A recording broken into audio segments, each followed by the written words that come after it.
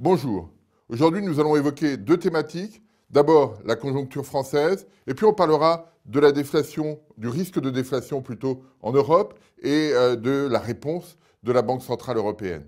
Premier point sur la conjoncture française, on a eu deux enquêtes. Une enquête de Markit sur l'évolution de l'activité en France, et cette enquête s'infléchit de façon significative au mois de novembre. Et puis on a eu l'enquête mensuelle aussi de l'INSEE sur le climat des affaires. Cet indicateur est stable depuis le mois de septembre, toujours au même niveau, mais toujours inférieur au niveau historique de cet indicateur. Donc deux éléments un peu différents. Ceci étant, si on les regarde, si on les compare, on regarde l'indicateur PMI et on regarde l'indicateur de l'INSEE en variation, en différence sur 3 mois. C'est ce qu'on voit sur le graphique ici. Vous avez les deux indicateurs. Alors les échelles ne sont pas les mêmes, bien entendu, mais ce qu'on constate, c'est que ce soit sur l'indicateur PMI ou que ce soit sur l'indicateur de l'INSEE, qui est un peu plus haut, on a une inflexion très significative. En d'autres termes, on n'est pas, et c'est ce que suggère ce graphique, on n'est pas du tout en phase d'accélération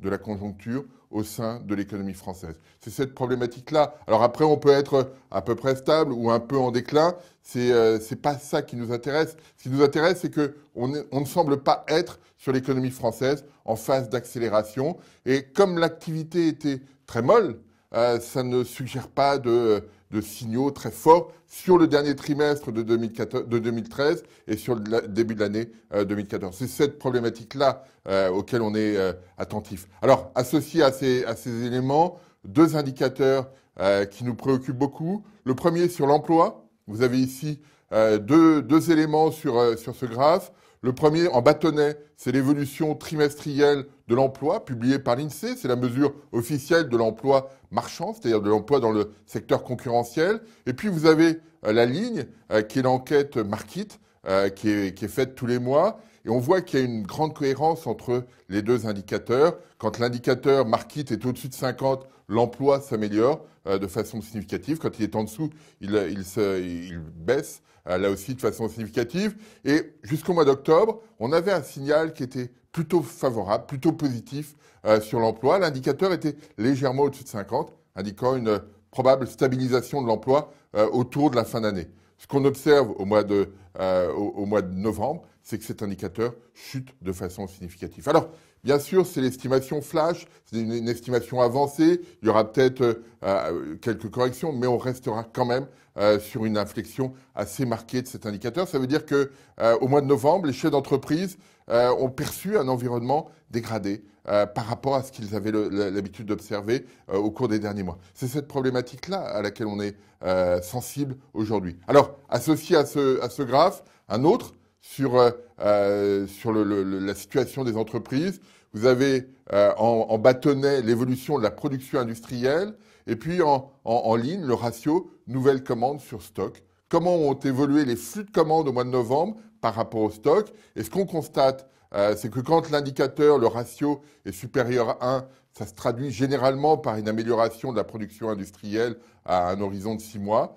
Quand on passe en dessous de 1, c'est le contraire. Et là, ce qu'on observe au mois de novembre, c'est que l'indicateur, le ratio, baisse de façon significative. On a des commandes qui ne sont pas très robustes. On a eu un peu d'augmentation de stock. Ça suffit pour générer cette situation. Quand on regarde l'enquête de l'INSEE, on a le même type de résultats. Les commandes ne se sont pas accélérées et restent très en dessous de leur moyenne historique. Donc on a un environnement qui potentiellement s'est fragilisé au mois de novembre et ça peut expliquer effectivement cette inversion sur le marché du travail. Si mes commandes se ralentissent de façon significative, eh bien, je n'ai pas forcément intérêt à maintenir l'embauche que j'ai aujourd'hui dans mon entreprise. C'est cette problématique-là à laquelle il faut être attentif aujourd'hui et être attentif dans les mois qui viennent parce que là, on est clairement dans une phase de fragilité de l'économie française. Donc attention à cette question.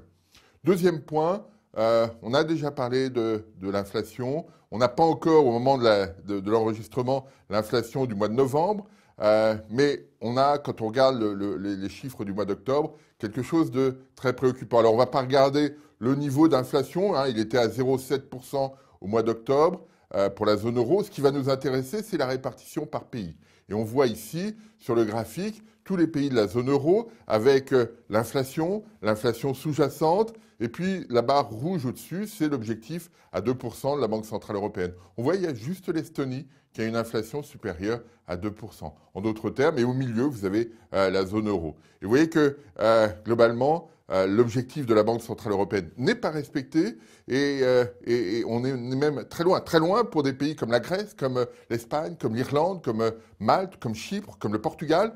On a des taux d'inflation qui sont soit négatifs, c'est très clairement le cas pour la Grèce, soit très proches de zéro. C'est le cas de l'Irlande, c'est le cas de l'Espagne, c'est le cas du Portugal. Il y a un certain nombre de pays qui sont proches de zéro.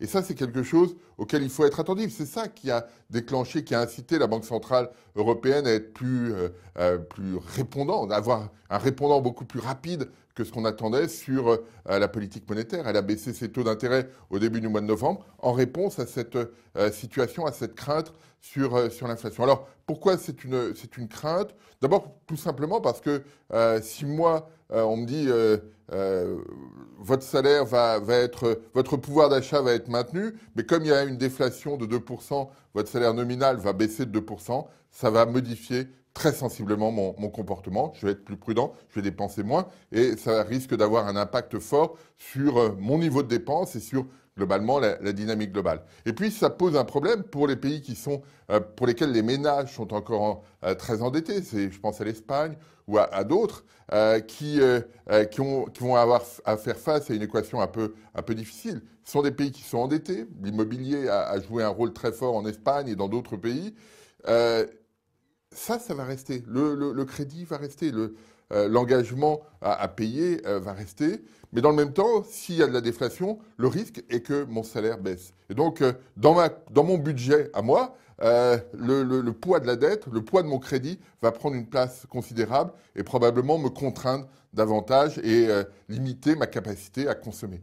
Et cette situation pourrait avoir des conséquences dramatiques sur la dynamique à la fois de la demande, hein, on s'interroge beaucoup sur l'Espagne dans ce cas-là, et puis sur le système bancaire, parce que si je suis en difficulté, je ne pourrais pas rembourser mon crédit, et le système bancaire risque d'être en difficulté. Donc là, il y a quelque chose auquel il faut être attentif. La Banque centrale y est attentive. Elle a commencé à baisser ses taux, hein, les taux sont passés à 0,25, son taux de refinancement, mais elle pourrait avoir d'autres actions, apporter encore davantage de liquidités. Elle pourrait aussi baisser les taux d'intérêt auxquels les réserves des banques auprès de la Banque centrale sont rémunérées. Pour l'instant, il est à zéro. Il pourrait passer négatif. L'objectif derrière est de faciliter, de booster l'économie européenne, non pas directement comme ça, même si ça aura probablement un effet sur le crédit, mais de permettre de voir l'euro être un peu moins attractif et donc de donner un coup de compétitivité, si je puis dire, par un euro plus faible. Ça permettrait à l'économie européenne de retrouver une dynamique un petit peu plus robuste. C'est tout l'enjeu aujourd'hui pour les prochaines semaines de la politique monétaire au sein de la zone euro. Je vous remercie.